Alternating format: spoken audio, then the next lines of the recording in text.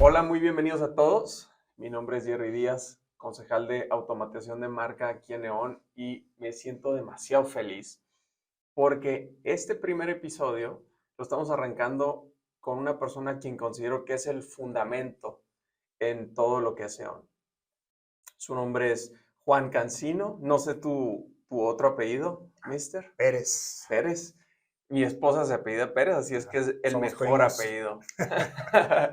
Entonces, bienvenido. Muchas gracias, Jerry. Eh, yo desde hace aproximadamente, ¿cuánto tenemos trabajando juntos o que nos conocimos? Creo que deben de ser mínimo unos 8 meses, yo creo.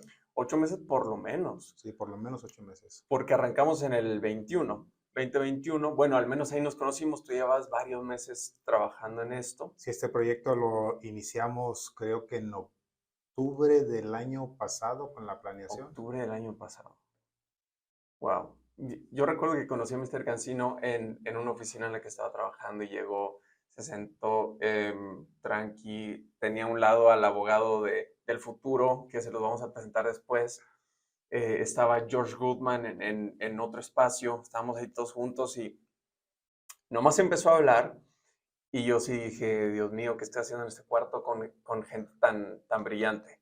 De verdad, polimatemático. Échame la mano, por favor, tantito, aunque por la sencillez que tienes, tal vez no te gusta presumir tanto, pero polimatemático, Polimático. polimático. Polimático es una palabra que me dio mucha tranquilidad en algún momento de la vida Sí, porque sentía como esa fricción entre qué soy, a qué me dedico, wow, porque desde hace mucho tiempo estudiando la geografía me tocó involucrarme en diferentes disciplinas. Entonces, ok, como geógrafo, haciendo mapas y analizando problemas de hidrología, sí, aprendí de hidrología, aprendí de geología, aprendí de medio ambiente, aprendí de urbanismo, aprendí de temas electorales, aprendí, o sea, de cualquier tema que se pudiera representar en el territorio, mi inquietud de investigación decía que me clavara bastante en el proyecto y de repente podía hablar de cualquier tema con cualquier persona, pero tenía la fricción de si tenía que seguir por una de estas disciplinas que estaba ok, estudiando, hasta que escuché a alguna persona definir a alguien que conocía de bastantes disciplinas como polimático y ok. cuando me preguntaban a qué te dedicas, bueno, mi respuesta es a lo que quieres o necesitas que me dedique. Pero ¡Hala! me da mucha tranquilidad cuando me preguntan, ¿cómo te consideras tú? Me considero polimático. O sea, aunque tengo una carrera de Ingeniería en Sistemas Computacionales, Sí. una maestría en Sistemas de Información Geográfica, pues creo que mi perfil me da para platicar de temas legales, tecnológicos, financieros, de marketing, electorales, de atlas de riesgos, el tema del territorio me fascina, el tema de urbanismo, ciudades inteligentes, etcétera, Dios etcétera. mío, o sea que antes de que te definieras como polimático, ¿cómo te definías? Es algo bien extraño porque yo salgo de la escuela, bueno, yo empiezo a trabajar primero en el quinto semestre de la carrera, Sí, en el Instituto Nacional de Estadística y Geografía en México, y empiezo a trabajar en temas informáticos. ¿Sí? Estábamos haciendo un censo agropecuario y en aquel entonces era el inicio del Internet, el inicio de la computación. ok. Entonces me tocó estar, así como hoy en el inicio de blockchain, en el Mm, inicio del crecimiento y masificación de los equipos de cómputo. ¿Sí? ok. Entonces empiezo a trabajar como analista de base de datos. Después paso a temas cartográficos y cuando paso a temas cartográficos tengo mi primer equipo de trabajo y entonces digo, soy ingeniero en sistemas que ¿Qué es administra. eso? ¿Qué es eso de cartográficos? Cartográficos, trabajé en un proyecto para la medición y elaboración de mapas de los ejidos de México, en particular desde Nayarit. Ok, Entonces teníamos que hacer la sistematización de la medición y de la elaboración de cartografía. madre mía. Y entonces me tocó administrar un equipo. Ujú, Entonces yo como ingeniero en sistemas no me quería separar de mi computadora porque sentía como que perdía mi esencia de haber estudiado. claro, Una vez que pasó esa fricción, después de que me compré una computadora para tener en mi escritorio de como un adorno durante 2 semanas y que no la podía abrir, porque mi no papel ya no era estar en manches. la computadora, sino administrar un proyecto y administrar un equipo muy grande de trabajo, acepté que no iba a estar más en la computadora y que necesitaba ser administrador. Es como para que un cantante le dijeran, el micrófono, olvídate de él. Y Así ahora es. te pasas, no sé, a Ahora producir. eres el productor y ya no No vas a cantar. manches. Entonces, sí, sí fue algo de fricción, pero creo que esa fue como la primera y última gran fricción en el tema de cambiar de disciplinas. Ok, Sí, porque entonces empecé a prepararme para lo que necesitaba en ese entonces, que era administrar equipos de trabajo. Entonces, desarrollo organizacional, conferencias de calidad total. Bueno, en su momento me convertí en secretario técnico de calidad en el INEGI durante 10 años y ahí aprendí bastantes cosas de ingeniería, gestión de equipos de trabajo, gestión de proyectos, mejora continua, etcétera, etcétera. Ahí ya como administrador. Ya como administrador que inclusive que no tenía mucho que ver con el tema de programación, o que inclusive en el 2003, cuando hubo una reestructuración en esta dependencia, mi jefe y gran amigo me preguntó, Juan Manuel Cancino, dime qué puesto quieres tener. ¿Quieres ser el director de administración? ¿Quieres ser el director, bueno, el subdirector, perdón, de administración, el Sí. subdirector de geografía o el subdirector de informática? O sea, Sí. tenía el perfil para atender cualquiera de las tres funciones. Una pregunta para cualquier persona de a pie. Eso que hiciste esos años en el INEGI, ¿verdad? Sí. ¿Cómo nos impacta? ¿Cómo nos beneficia o nos afecta o de qué forma repercute? ¿Como sociedad o en el proyecto?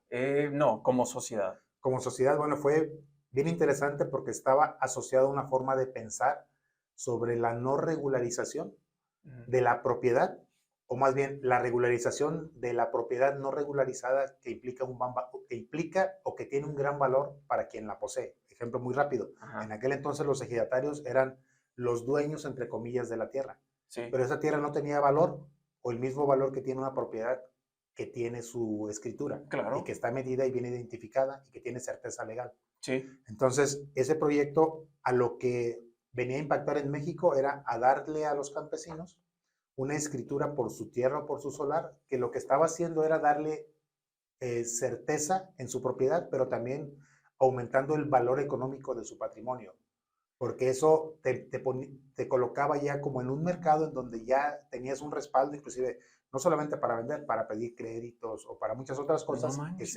que se hace con la propiedad. Hoy, por ejemplo, hoy cuando nos lo traemos a lo que estamos trabajando hoy, a esa forma de trabajar de manera descentralizada, es como si estuviéramos haciendo algo semejante. O sea, ¿cómo te llevas tú a una economía descentralizada, algo que existe de manera tradicional, Sí. y entonces tienes otra forma de capturar el valor? No manches. ¿Y es eso que hiciste de los terrenos ejidales, sí llegó a su final? O sea, ¿se está ejecutando hoy en Sí, sí, día? recuerdo que hicimos más de 100,000 planos. Eso quiere decir que a más de, bueno, no sé si 100,000 personas, porque una persona podía tener más de una propiedad ejidal que se convirtió o en una escritura o en un Sí. certificado parcelario, que es casi el equivalente a una escritura, pero que le da tenencia individual sobre la propiedad. Entonces, fue un programa que empezamos en 1992 Ok. y su primera etapa terminó en el 2006. Y fue un proyecto tecnológico impactante. En aquel entonces apenas estaban empezando las mediciones con GPS, con Sí. estación total y el uso de sistemas de información geográfica, que fue lo que se convirtió en mi pasión durante muchos años. No manches. ¿Y eso fue solo en Nayarit o también trascendió al país completo? Trascendió el país porque yo lo, lo digo y lo presumo que mis equipos de trabajo siempre son sobresalientes. Sí, Y tienen que. entonces lo que estábamos haciendo en Nayarit se convirtió muchas veces en la guía para hacer algo que se adoptara a nivel nacional. O sea, nuestros métodos, nuestras formas de trabajar, nuestras investigaciones. Por ejemplo, antes de que se manejara el concepto de las bases de datos geotemporales, nosotros lo especificamos en Nayarit. O sea, cómo podíamos y debíamos mantener el cambio de la propiedad Sí. a través del tiempo, sin guardar, sin perder la trazabilidad de cómo una propiedad se iba modificando. De hecho, mi tesis de sistemas de información geográfica fue precisamente una propuesta para darle trazabilidad al cambio en los distritos electorales en el estado de Nayarit que puede aplicar a México. Oye, porque siendo trazabilidad uno de los conceptos más importantes de blockchain, en ese momento no estabas pensando en blockchain, solo estabas pensando en trazabilidad. Trazabilidad de la información. En aquel entonces, obviamente, no existía blockchain. Yo mi tesis de maestría la hice en el 2005, hasta donde recuerdo, y blockchain estaba empezando 3 años después. No manches. Entonces, raza, nada más para agarrar la idea de lo que está pasando acá. Lo que hizo Master Cancino, porque así le decimos de cariño, es hacer que si tú tienes un terreno ejidal, valga más simplemente por lo que ejecutaste con tu equipo. Sí, así es, por medirlo, por identificarlo, por generar un plano. Esa identificación era la única sobre la superficie de la Tierra. Con esas coordenadas no podía haber otra propiedad con esas coordenadas. Y luego pasaba por un proceso legal por otras dependencias, en aquel entonces la Procuraduría Agraria y el Registro Agrario Nacional, que eran los que hacían el proceso de convertir esos documentos técnicos en documentos legales. Y por ejemplo, ese concepto de la identificación única de una propiedad sobre la tierra es algo que tenemos aquí en este proyecto como algo que se llama GeoNFTs. O sea, como una propiedad de las que estamos tokenizando o que tenemos en proceso de tokenización, al momento que tú al NFT le incorporas las coordenadas, sabes que es algo que no solamente está en el mundo digital, sino que con las coordenadas que son parte de los metadatos, tú puedes llegar perfectamente a la propiedad que está representada por un NFT.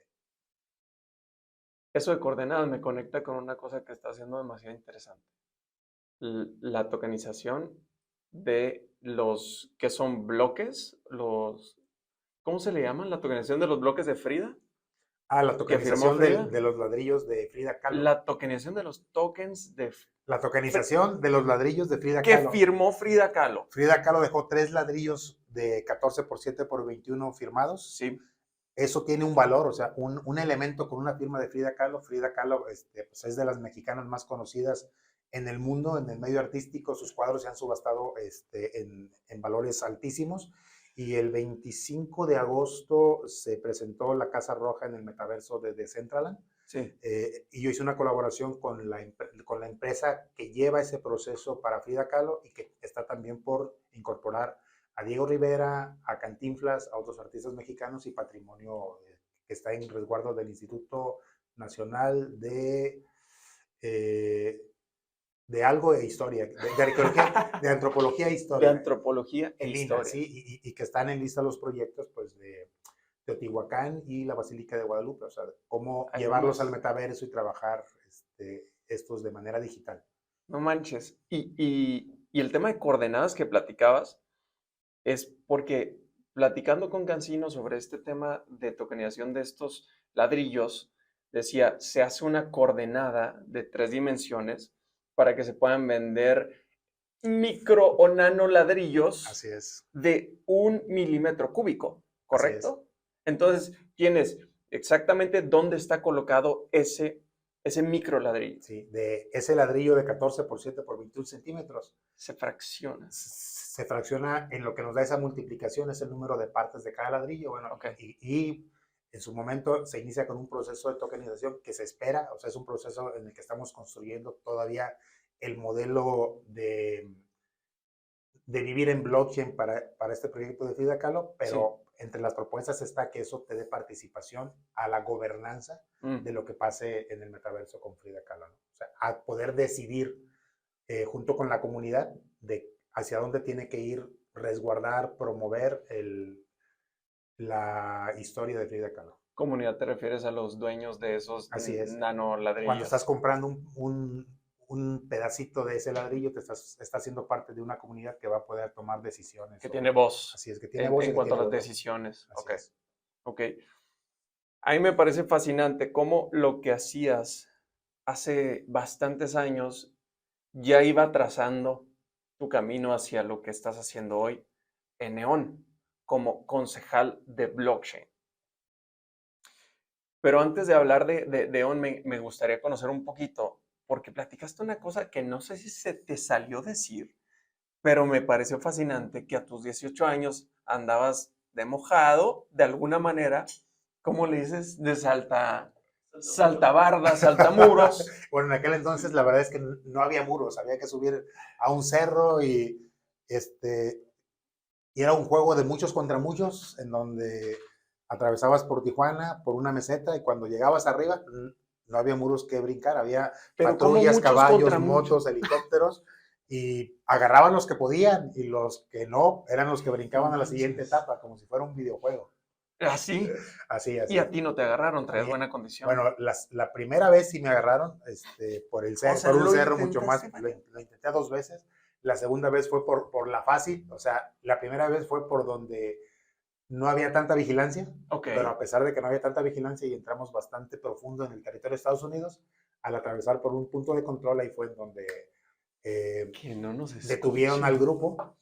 Y la segunda vez fue, ¿Con cuántas personas ibas? iba la primera vez como con 35 más o menos. ¡Hala! La ¿Hombres, segunda vez mujeres, como, niños sí, o hombres, solo mujeres, vatos? niños, No manches. muchos centroamericanos, Ok.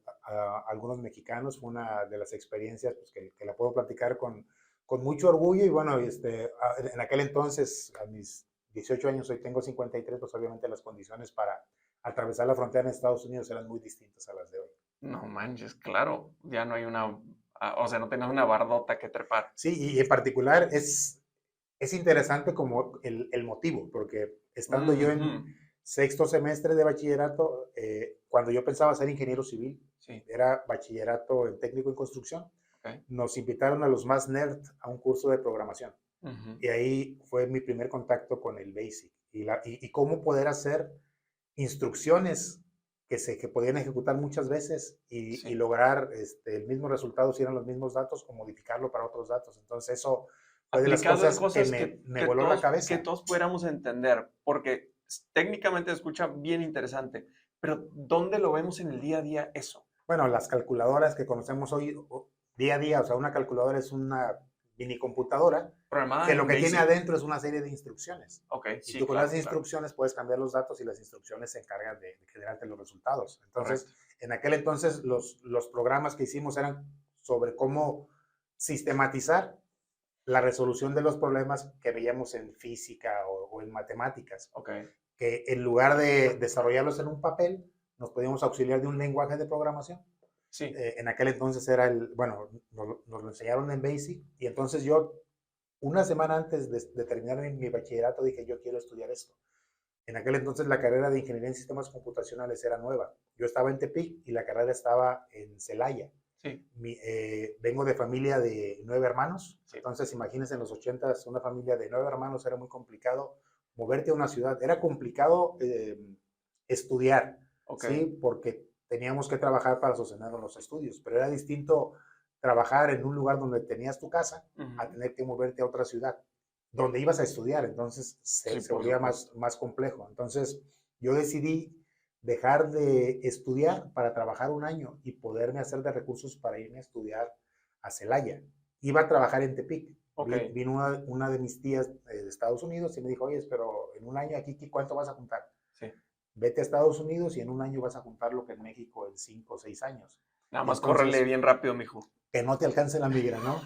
Entonces, ese fue la casualidad, como ha habido muchas Ajá. casualidades en la vida que son por las que estoy aquí y Sí. por las que he pasado en cada camino de la vida, ¿no? En el caso de mis padres, son michoacanos, Sí. mi mamá era maestra rural, mi papá campesino, Ok. mi mamá llegó a dar clases al pueblo en el que vivía mi papá, lo conoció a través de su hermano, lo secuestró, se casó con él y cuando salieron de luna de miel, se fueron de Michoacán, de un lugar donde escarbabas 40 centímetros y encontrabas un monito, a Ajá. Tepic, ¿sí? Con el pretexto de conocer el mar. Ok. Pero desde que salieron del pueblo, que se llama, bueno, el municipio es Turicato, Michoacán, el Sí. pueblo se llama el Caulote de Santa Ana, Sí. mi mamá ya tenía en mente que no íbamos bueno, que no iban a regresar, ¿sí? Porque quería que sus hijos estudiaran.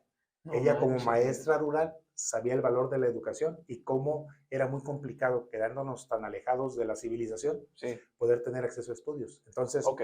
cuando pasaron las 2 semanas y mi papá le dijo, Raquel, es hora de regresarnos. ¿A dónde? ¿A ¿A dónde? qué?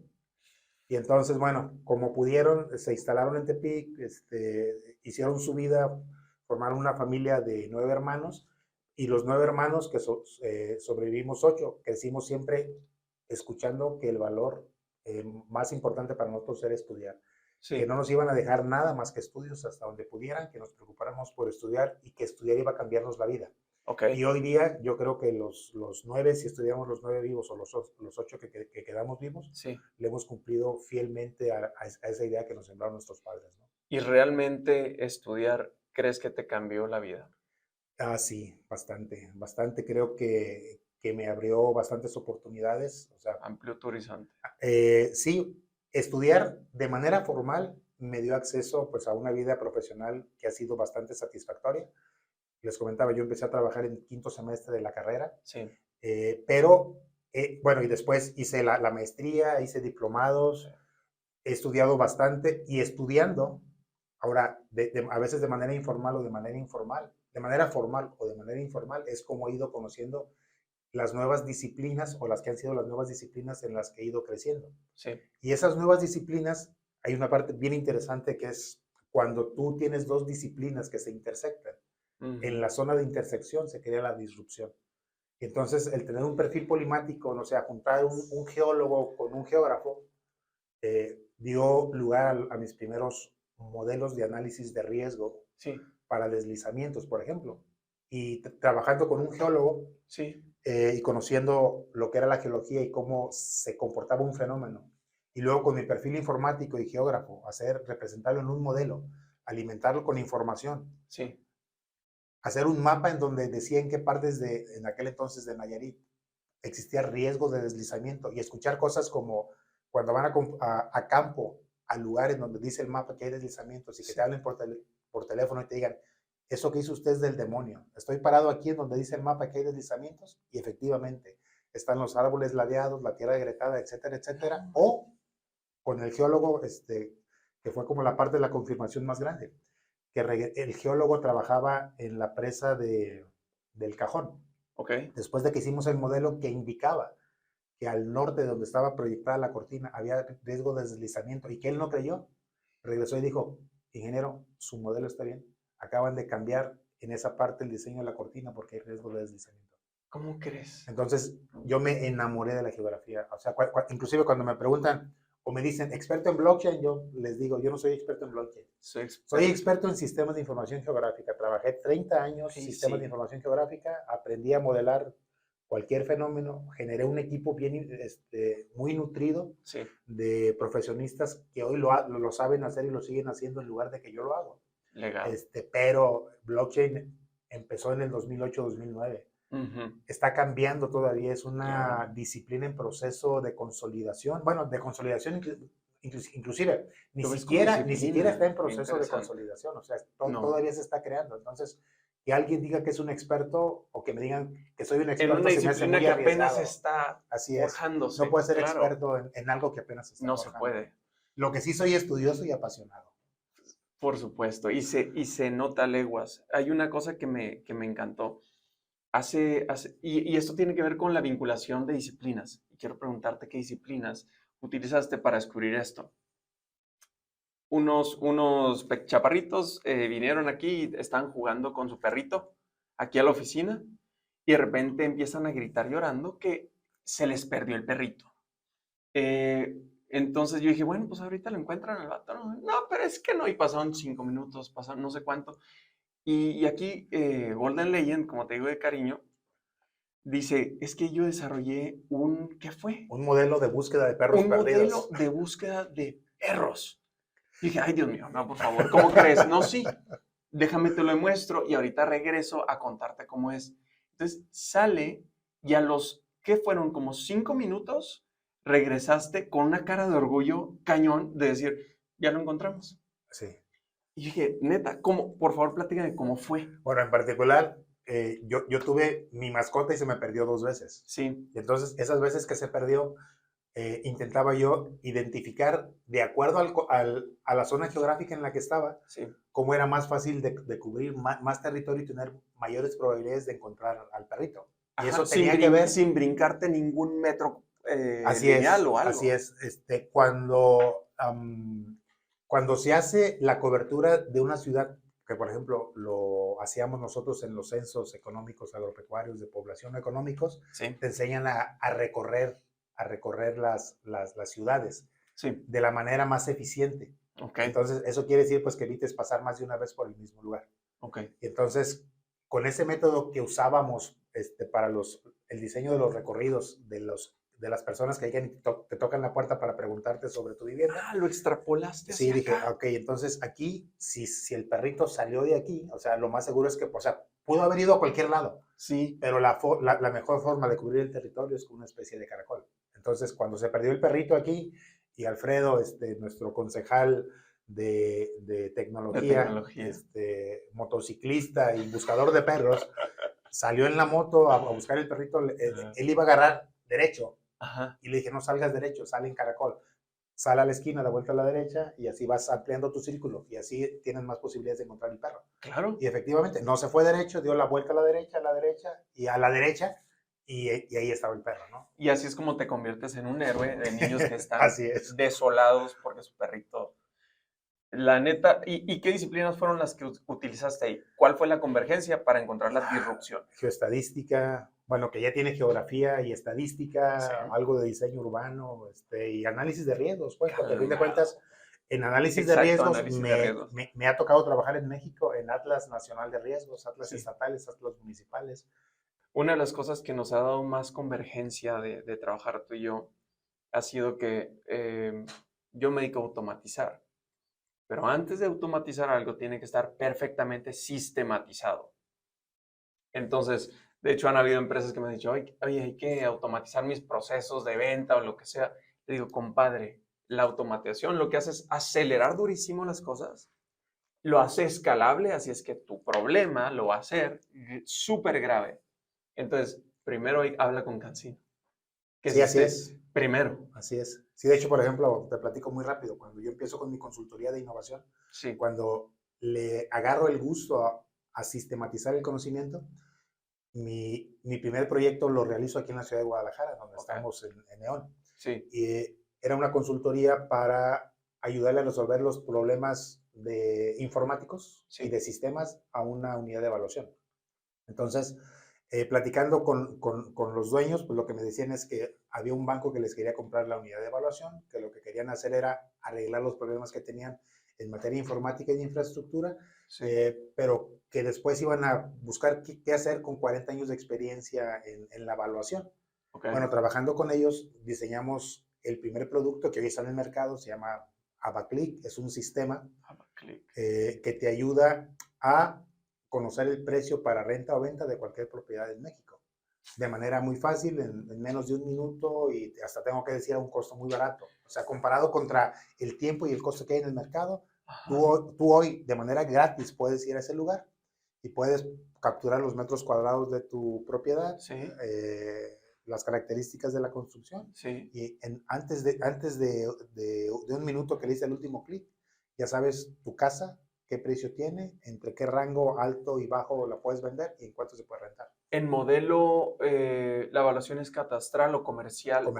Comercial. No manches. Y tiene mucho que ver con la parte geográfica, que tiene que ver con qué se ha vendido en qué años o qué se está ofertando a la venta en este momento, para que con esos datos del territorio llegues a conocer el valor más acerca, con un 99.90 y tantos de proximidad.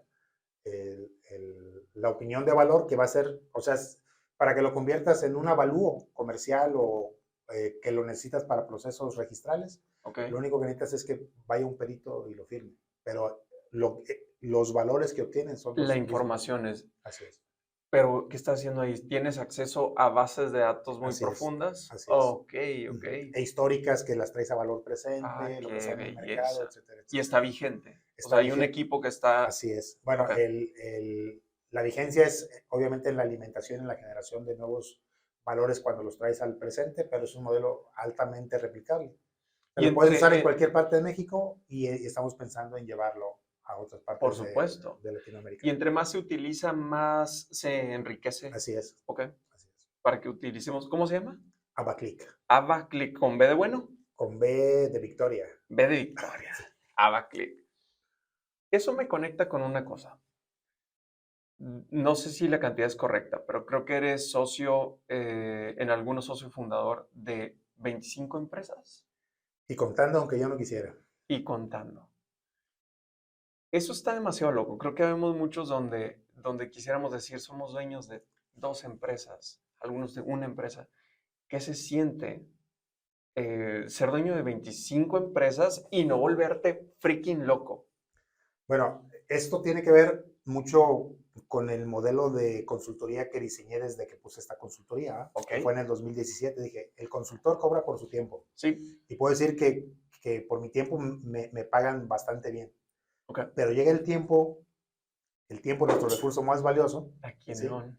En donde ya no vas a tener más tiempo o quieres tener tiempo para otras cosas. Y entonces dices, quiero conseguir recursos, tengo que vender mi tiempo, tengo que poner mi tiempo en la generación de recursos. Entonces, cuando empecé yo precisamente con este primer proyecto de Abaclick, dije, te voy a cambiar, en este proyecto en particular, dije, te voy a cambiar consultoría por participación.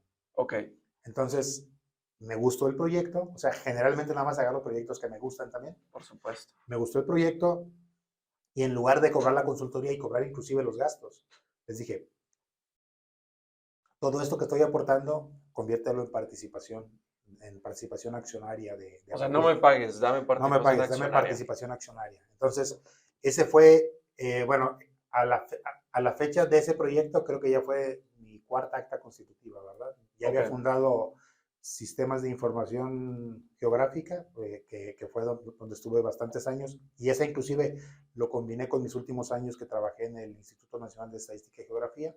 Habíamos cofundado una empresa de realidad virtual que se llamó Aridia. sí, Eh, Abaclick fue mi tercera entonces. ok, Entonces, en ese fue 100% de cambio de mi trabajo y mis gastos por participación. ok. Y de ahí en adelante, pues fui haciendo un mix dependiendo del momento en el que estuviera para decir si cobraba o no por mis gastos o cambiaba por participación. Y aquí hay una parte bien interesante. Yo fundé mi empresa en el 2017. Yo Ujú, conocí blockchain en el 2016. ok, Entonces, yo empecé a trabajar en comunidades de blockchain desde el 2016. sí. Y yo creo que en los años 2016, no, 2017, 2018 y 2019, gran parte de mis gastos Ujú. los cubría con recursos que venía de trabajar en comunidades blockchain. Entonces, yo podía viajar, pagar el súper, pagar la colegiatura de mi hija, pagar el carro, pagar el seguro, con recursos que estaban ingresando de manera digital. Y eso me permitía entonces que no tuviera la necesidad de depender de vender mis servicios y Sí, de cobrarlos sí. para poder solventar mis Ok, gastos. eso te da el sustento para Así poder es, comenzar ese modelo de así es. negocio. Pero, ¿cuál es la parte disruptiva de ese modelo de negocio? Porque creo que ya muchos, incluso coaches de negocio, hacen esto, donde dicen, pues vale tanto o sea, lo que yo estoy aportando vale esto, Ajá. dámelo en acciones. ¿Cuál fue la parte disruptiva contigo? Yo creo bueno, en particular, casi todo ha sido un modelo de sistematización del conocimiento. Ok, ¿Sí? Y esa sistematización del conocimiento ha venido acompañada, y bueno, inclusive no solamente acompañada, sino reforzando mi perfil polimático, sí, porque mi empresa es de innovación.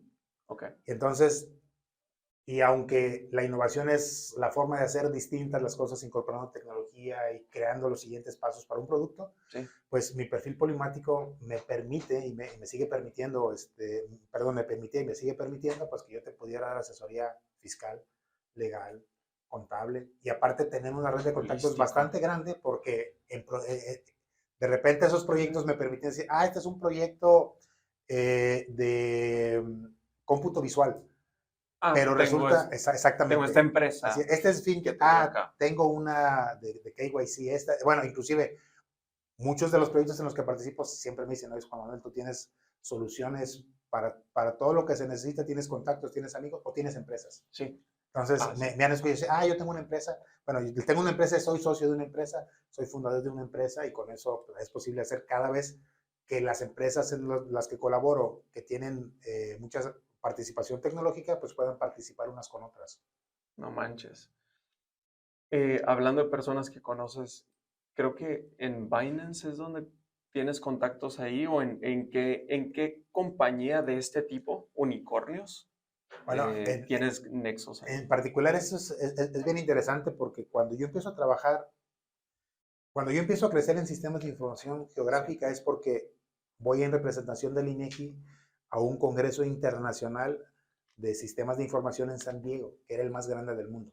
ok, Entonces, ahí me doy cuenta que lo que están presentando es algo que yo puedo hacer. ok. No solamente lo que están presentando, lo que les están dando premios internacionales.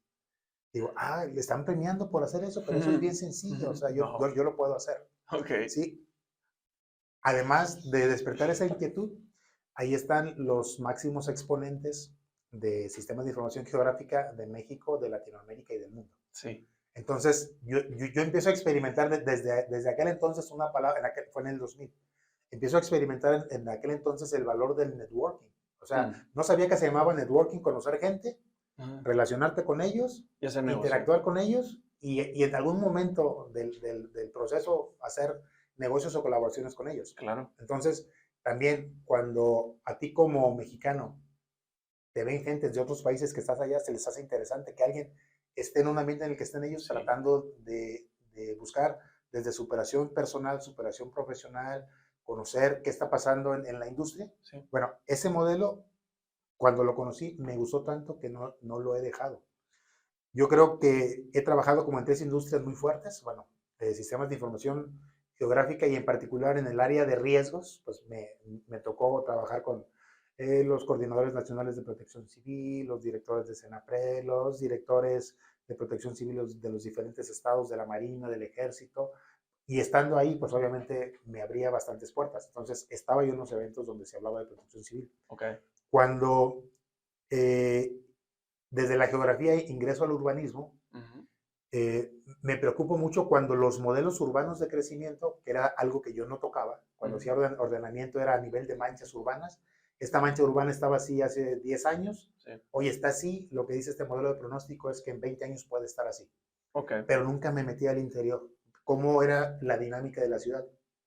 En una ocasión me invitan a dar clases en una maestría de desarrollo urbano y precisamente a que enseñe a los alumnos a hacer análisis geográfico y bueno, y empiezo entonces a llevarme la geografía, esa intersección geografía con urbanismo, Sí. y empiezo a correr los modelos de pronóstico, que yo fui de los pocos, era de los, fui el primero y estoy seguro que seguiría siendo de los pocos que pueden hacer pronósticos territoriales. Ok. Lo que quisiera aquel entonces es, la ciudad de Guadalajara está creciendo y va a seguir creciendo, ha crecido 1000 hectáreas, va a crecer otras 1500 y va a crecer hacia la zona de, ok, yo eso, los mapas lo decían y luego yo lo describía.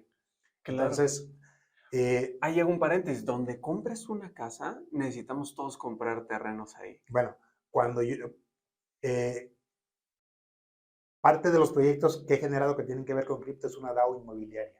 Esa DAO inmobiliaria tiene que ver con que yo a la fecha he vivido en 10 lugares diferentes y he comprado y vendido 7 casas. Sí. Y o sea, cuando conocía la geografía, pues obviamente yo compraba mi casa donde existían los menos riesgos posibles. Ok. Inundaciones, encharcamientos, etcétera, etcétera, etcétera. Incluso riesgos financieros. No. Esa es una Lo parte que dejabas si fuera quieres eso. la siguiente semana lo hacemos. Oh, I love it. Claro. Y entonces, cuando me meto a analizar el tema de la ciudad, digo, las ciudades están condenadas al fracaso. Wow. Eso fue en el 2011.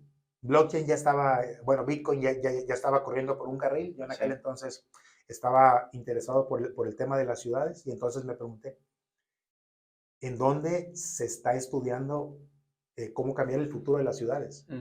Bueno, vino en aquel entonces Enrique Peñalosa, exalcalde de Bogotá, a dar un congreso a México. Fueron mis alumnos de desarrollo urbano y regresaron y me platicaron de que los había invitado el exalcalde de Bogotá a Barcelona a un congreso que se llamó Repensando las Ciudades. Okay. Entonces yo dije, bueno, yo quiero estar ahí para ver qué es lo que está proponiendo el mundo académico y los organismos internacionales para pasar en las ciudades. Okay. Porque la frase era y sigue siendo, en el 2050 el 70% de la población va a vivir en ciudades y eso va a ser un problema. Yo trabajando en estadística ya sabía que en México el 75% de las personas ya vivíamos en ciudades. Entonces ya estábamos en el problema, no nos teníamos que esperar al 2050. Claro, no era un pronóstico, era Así ya era. una realidad. Nosotros ya estamos en esa realidad. Entonces, pues mi perfil es una mezcla de loco y alguien que quiere hacer algo por la sociedad. Buenísimo. ¿No? Entonces, y anarcocapitalista. Anarcocapitalista, eso lo platicamos un poquito más adelante. Entonces, bueno, hablo con mis socios. Sí. Yo tenía, éramos 4 socios. Sí. Aprueban irme a Barcelona. Sí.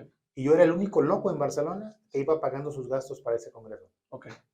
Era el único loco, los demás eran académicos, eran representantes de las ciudades, representantes de empresas que estaban generando tecnología para las ciudades. Sí. Y bueno, y les llamó la atención que iba un loco con la sana intención de hacer algo por el mundo. Bueno, ahí mis mejores contactos de desarrollo urbano del mundo los conocí ahí. Uf. Sí, que que después los volví a tocar en diferentes partes de mi trabajo en temas urbanos. Un mes después de este proyecto era el segundo congreso de ciudades inteligentes, que lo acababan de crear unas personas, una española y un colombiano que vive en Francia. Sí. Y entonces mi maestra, mi directora de maestría, mi maestría la hice a distancia en Girona, sí. Platiqué con ella y ella estaba metida en el tema de Smart Cities. Y me dijo, si te vas a meter a las ciudades, tienes que venir a este congreso.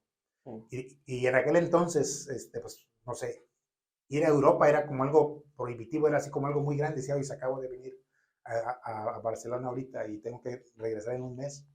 Bueno, después ir a Europa se volvió lo común. O sea, esa fue la primera vez que fui de un mes al otro y de repente trabajando en cripto me llamaban un lunes, oye, fíjate que tienes que estar el domingo en París o tienes que estar pasado mañana y era lo usual en cripto, ¿no? En aquel entonces era así como, es imposible que regrese un mes después a Europa si acabo de venir, ¿no? Exacto. Bueno, me dio el pase, que era carísimo para el congreso, me consiguieron hotel, me consiguieron vuelos y bueno, ya te empezaron a chequear. Nunca pagué una entrada a un congreso de Smart Cities.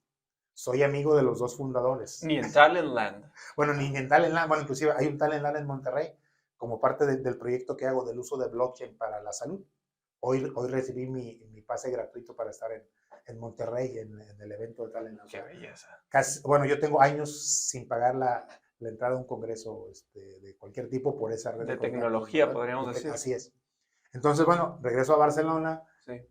Conozco otra gente de Smart Cities y bueno, igual me encuentro ya los mexicanos que van de aquí para allá. Y es más fácil hablar con el secretario de Economía en un pasillo, en un congreso en Barcelona, que verlo alguna vez en México. O con el presidente de Puebla o el presidente del Instituto de Planeación de Puebla. O sea, entonces ese tema de desarrollar contactos, pues volvía otra vez a estar presente.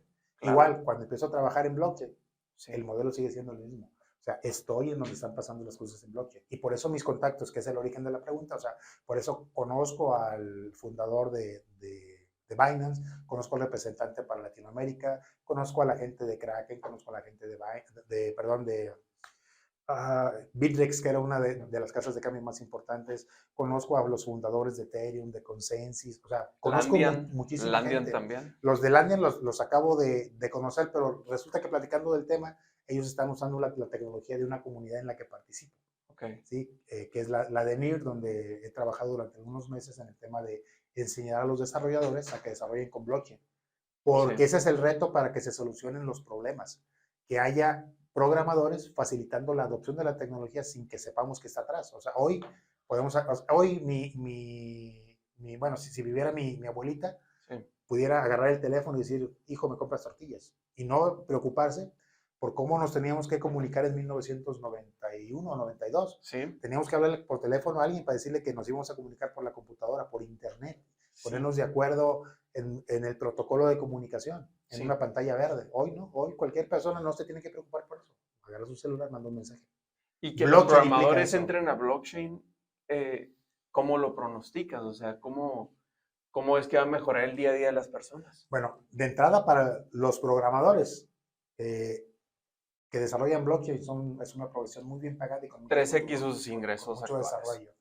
Okay. Pues yo recuerdo que los programadores que hemos tenido en las comunidades y proyectos donde participo ganaban 2 o 3 veces por encima del estándar de otras disciplinas. Entonces, un programador está entrando a un mercado en donde se paga mejor el conocimiento. Porque también la economía o la criptoeconomía es mucho más próspera y es mucho más... ¿cuál será la palabra? Mucho más noble que la economía tradicional. Por supuesto. O sea, si tú ganas en cripto y gastas en cripto, gastas con criterios diferentes. Que si tú ganas en pesos y gastas en pesos. Inclusive que si ganas en dólares y pagas en dólares. Si tú estás en México y ganas en dólares, tienes un criterio distinto que si ganas en pesos. Si ganas en Bitcoin o en una criptomoneda de alto valor de mercado, piensas también de una manera distinta. Gente que está comprando changuitos, y monitos raros y que no te explicas por qué pagaron $70 millones por una colección de 5,000 fotografías. Bueno, es porque ellos han hecho su riqueza en cripto. Si tuvieran que haber trabajado toda su vida, fundar empresas, trabajar empresas y tener un ahorro o una inversión, seguramente no iban a gastar Ah, 70 tiene millones de dólares en sentido. eso. Claro que tiene sentido. Por eso en Neon lo que O sea, queremos ya su crear, riqueza es sí, cripto. por eso parte de lo que buscamos en Neon es crear una comunidad que sea próspera en cripto. Y siendo próspera en cripto, tiene criterios de gasto y de destino de esos recursos de Distintos. manera distinta Sí, que lo que pueda estar haciendo con sus pesos o con sus monedas locales que muchas veces, y sobre todo en Latinoamérica, solamente alcanzan para cubrir muchas veces lo básico. claro. ¿Sí? Mencionaste una cosa y no sé si es la mejor aproximación, pero quisiera hacerlo así. Donde en uno de esos congresos a los que fuiste, decías, no puede ser que estén dando premios internacionales por hacer eso. Así es. En tema de tokenización inmobiliaria, está sucediendo, al menos en México, eso. Donde te he escuchado esa misma reacción natural, donde dices, es que Dios mío, eso como ni siquiera es tokenización inmobiliaria. ¿Me podrías platicar un poco más de eso y conectarlo tal vez con el token inmobiliario EON? Plantearía así la pregunta, ¿diferencia un token inmobiliario contra un token inmobiliario EON? Sí, de hecho, bueno, el tema tecnológico, que también es algo que platico cuando hablo de tokenización. Bueno, Sí. la tokenización básicamente es que tú puedas capturar el valor de una propiedad física, cuando estamos hablando de tokenización inmobiliaria, Ajá. puedas capturar ese valor, los derechos y obligaciones de la propiedad en un Sí. elemento digital que se llama token, que es Perfecto. una serie de instrucciones, un grupo de instrucciones y de información almacenadas en blockchain. Sería como un smart contract. Sí, sí es un smart contract, o sea, son condicionantes que están escritas ahí, dicen en qué momento, o sea, qué se puede hacer con ellos y qué no, Ok. y están vinculados a lo que existe, pues en este caso hablando de bienes inmuebles, pues una propiedad física, ¿no? Ok. Porque también hay tokenización de cosas que son digitales y que es mucho más fácil, ¿no? Sí.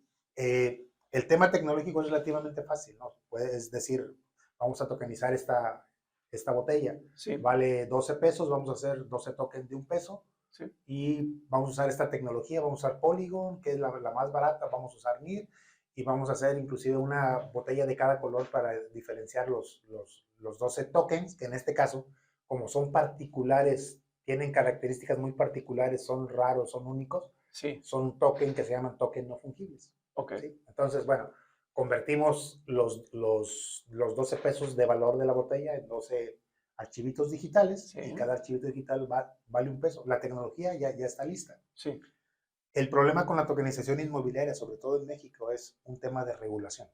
¿Sí? En otros países ese tema ya está regulado. O sea, ¿cómo le vas a dar tratamiento legal y fiscal a esos archivitos digitales que te representan Por el valor, supuesto. los derechos y las obligaciones de la propiedad? Sí. Entonces, en México sí se ha escuchado a varias personas hablar de que quieren hacer tokenización inmobiliaria. Sí. Hay un estudio de un proyecto súper secreto en Monterrey, que es el que aparece como el primero tokenizado en México, Sí. pero tienes que dejar tus datos para que sepas de qué se trata. Lo que estamos haciendo aquí en Neon es público, transparente, descentralizado, o sea, no estamos escondiendo nada, porque pues es la forma en que se tendría que usar una tecnología que se creó para dar transparencia. Exacto. Entonces, si habláramos simplemente de la diferencia entre ese primer proyecto de Querétaro, perdón, y el de nosotros, es la transparencia. Cualquier persona puede venir y saber Transparencia. qué es lo que estamos haciendo, identificar perfectamente la propiedad que tenemos allá, que es la Villa 4 del desarrollo Alba Hotel and Residence en el Tecuán, en la costa de Jalisco. Jalisco. Cualquier persona puede acceder a eso, puede saber y conocer cuáles son los 1,200 archivitos digitales llamados NFTs o tokens no fungibles, Ok. seriados del 1 al 1,200 y que están vinculados con la economía tradicional o con el sistema tradicional, desde el token hasta el registro público de la propiedad. Es decir, se creó un proceso tecnolegal. Tecnolegal, así es, así es. ¿Eso podrías ahondar un poquitito más? O más bien, es justo lo que acabas de comentar.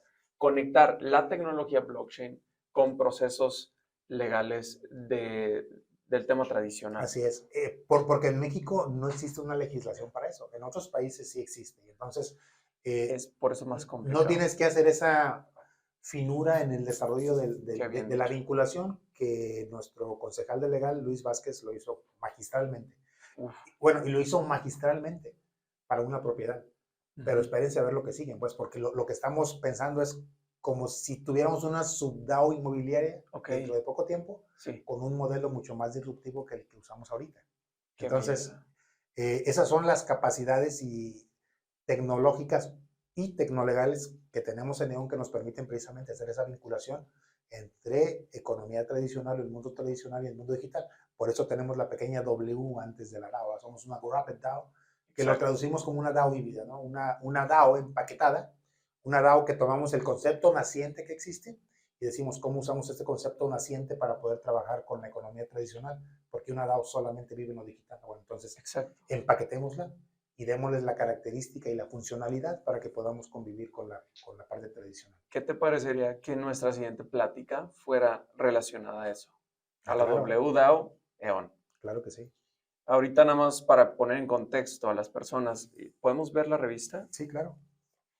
Si, si tienen esta edición de Players, eh, podrán ver que se está proponiendo que tú puedas ser dueño de, de una propiedad inmobiliaria, una fracción de una propiedad inmobiliaria de lujo y la tengas en tu wallet personal.